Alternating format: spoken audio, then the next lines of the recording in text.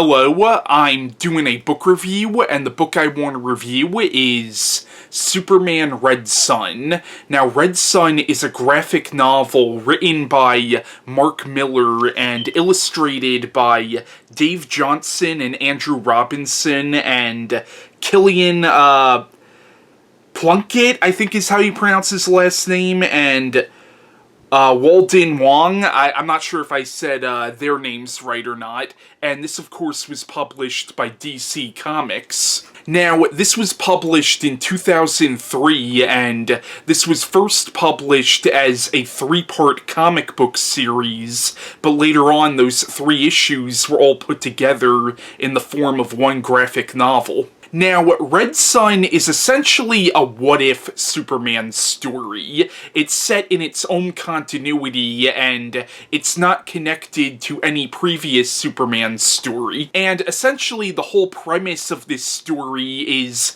what if Superman's rocket, when he came to Earth, instead of landing in Kansas, what if it actually landed in the Ukraine in 1938? So essentially, the whole idea of this novel is that Superman grew up in the Soviet Union, and essentially it's a what-if story of what if Superman lived in the Soviet Union, and basically in the story, Stalin makes Superman essentially his right-hand man, and Superman becomes a symbol of communism. So the book, as I said, is an alternate history novel, and it's showing this alternate version of the Cold War, where Superman leads the Soviet Union, and it shows, like, what would happen if, like, a Superman was ruling the Soviet Union. How would that affect America? And essentially it shows, like, instead of a nuclear arms race, it's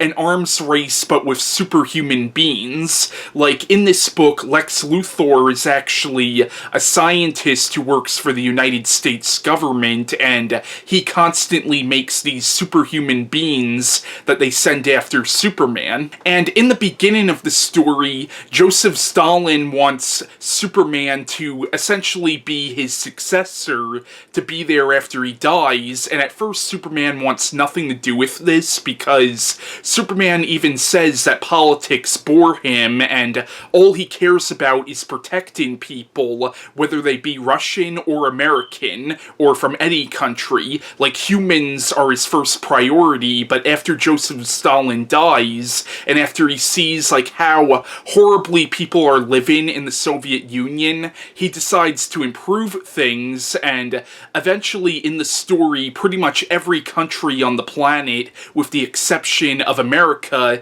given the communism, because Superman has essentially kind of perfected communism in a way, but there's still a lot of flaws to this system, especially when you realize that Superman essentially rules over the Soviet Union. Like, he claims that he's fighting for human rights, and I think Superman even thinks he is, but you realize that it's a very, like, draconian kind of system. And it also shows you America, and it shows you that America has pretty much fallen into economic and social turmoil, and there's even a certain point in this story where you find out that America has essentially gotten into another civil war. So once again, this is a what-if story about what would have happened if Superman landed in the Soviet Union instead of America, and it really is a fascinating graphic novel, and it's really interesting because it really does get a lot into politics and history, and if you're somebody who's interested in politics and in world history, then you might definitely get a kick out of this novel, because it shows you this whole alternate version of history and this whole alternate version of the Cold War, like what would have happened with the Cold War if a superhuman being was ruling the Soviet Union. Now, one thing I really liked about this book is it didn't specifically attack, like, communism, nor did it specifically attack capitalism. Rather, it kind of showed you the flaws of both systems. It was also kind of interesting seeing real-life historical figures be made into characters in this story. For example, Joseph Stalin is a character in the beginning of this story. And also, John F. Kennedy becomes a character in this story at one point, and what's kind of interesting about it is since this is an alternate history, instead of becoming president in 1960 like John F. Kennedy did in real life, it turns out that Richard Nixon actually became president in 1960, so in the 1970s, John F. Kennedy is the president. I thought that was kind of interesting. Now, one thing I thought was really interesting is they bring up in this book that UFO that landed, or supposedly landed, really that all depends on whether or not you believe in that stuff or not, but that UFO that landed in Roswell, New Mexico in the 1940s, they bring that up in this book, but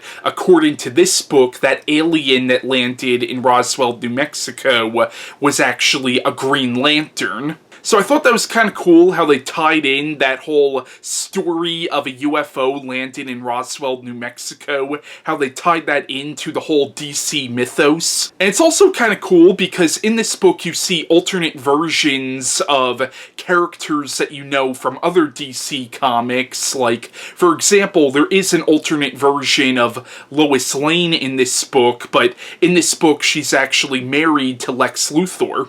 There's also an alternate version of Princess Diana, better known as Wonder Woman, in this book. There's also an alternate version of Batman in this book, who actually lives in Russia. Basically, in this book, it turns out that in this universe, it turns out that Bruce Wayne's parents, instead of living in America, actually lived in Russia, and they ended up getting shot by this officer, who is also a pretty prevalent character in the story. And because of this, Bruce Wayne grows up to become Batman, and essentially in this story, Batman is an anarchist terrorist who is basically plotting to overthrow Superman. And I thought this was a really thought-provoking story because it really does question the ethics of a being like Superman, and it really does kind of break down the Superman concept, because in this story, Superman, he's not completely the hero of the story, nor is he completely the villain. He starts out with good intentions, but he starts to really kind of become corrupted by the power that he has, and it kind of calls into question how much power should a being have, even if this being is from another world. And even when Batman shows up in this story, Batman is not completely a villain nor a hero in this story. Like, you see what Batman is trying to do, but he's also kind of a terrorist because he is, like, blowing shit up, and he's, like, really using violent methods to try to achieve his goals, which is technically what a terrorist is. So, Batman is not exactly a good guy either, and whether or not either Superman or Batman is a good or bad guy might depend on what your political leanings are, and once again, it's a very political book, but what I like about this, though, is it doesn't portray, like, even though the story, like, it's set during the Cold War, but it doesn't portray either the Soviet Union or the United States as being 100% good or 100% bad. And in the story, you see Lex Luthor constantly make all these supervillains to go after Superman, and you don't know if it's really because Lex Luthor actually cares about America's place in the world, or if he's just doing it for selfish needs because he just feels the need to overpower Superman because he can't stand the idea of there being somebody more powerful than him. So once again, that's something I really loved about this book, is there weren't, like, straight heroes, nor were there straight villains in this story. Now, I saw a real Alan Moore influence on this story. For example, there were a lot of aspects of this book that reminded me a lot of Alan Moore's V for Vendetta, especially with Batman in this story. Batman in this story reminded me a lot of the character of V from V for Vendetta, and also this book reminded me a lot of Watchmen.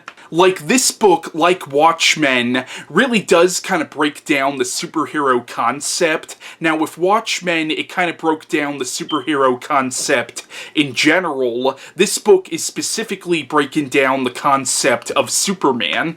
And also, like Watchmen, this is very much an alternate history novel, showing you this alternate history of the Cold War, and also kind of showing you what would have happened if superheroes actually existed during the Cold War, and how would that have affected things like the whole arms race and stuff like that. So, this book, once again, reminded me a lot of Watchmen.